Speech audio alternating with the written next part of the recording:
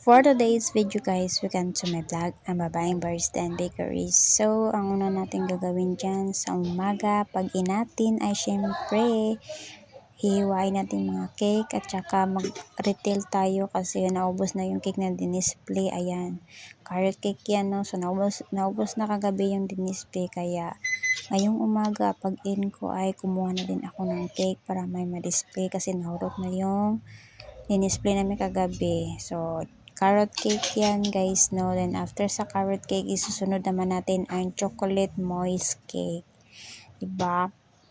Lagi kaming araw-araw mag-back up kasi bestseller namin to guys, yung mga cake talaga. Araw-araw kami mag-back up kasi ubos. Yan, tsaka display ko na doon.